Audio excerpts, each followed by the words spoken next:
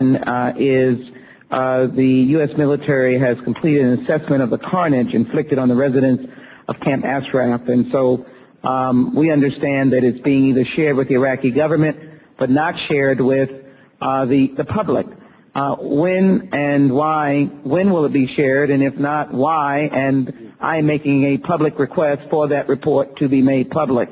And let me just, before you answer the question, there are a number of women on this poster, but it's a shame that this young lady that's only 28 was killed, this young lady that's only 19 was killed, and I'm just really disturbed with what seems to be our government's complacency with what is going on. If you could just answer that very quickly, because my time is short. And I agree with the ranking member. We wish we could give you longer time.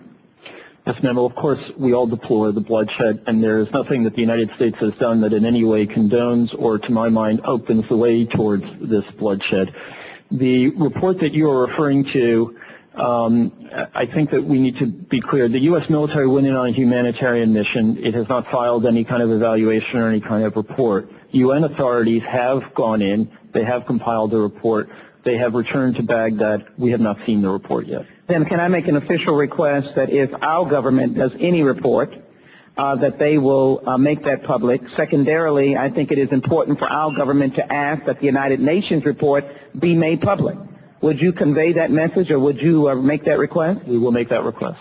And let me, the human rights violations, I think, is most glaring, particularly with Iran in the backdrop. I know the history. I'm not trying to suggest there's not history, but why the continued human rights violations? People have died of various diseases. They couldn't get to hospitals.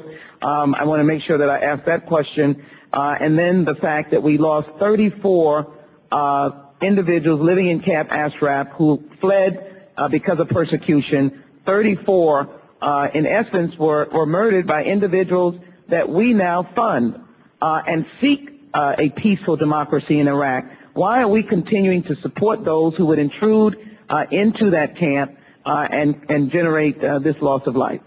Ma'am, I fully understand your concern, and we in the U.S. government are also eager to get to the bottom of what happened, but I have to tell you that we simply do not know the facts of what happened, and that is what we are waiting to hear from the UN and from other investigators. The government in Baghdad has committed itself to a full and fair investigation, and we are pushing them to do so. I think the Iraqi government's been clear.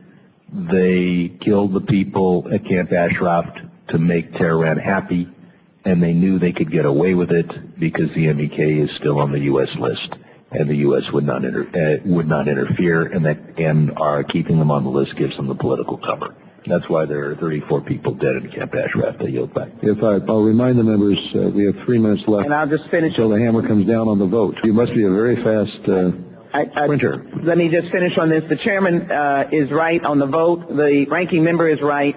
My plea is to take them off of the list, but to stand up and be heard on the violence and the killing. And the Iraqi government cannot get one more dime from me and this government if they don't stop this kind of violence. Thank you, Mr. Chairman. I yield back.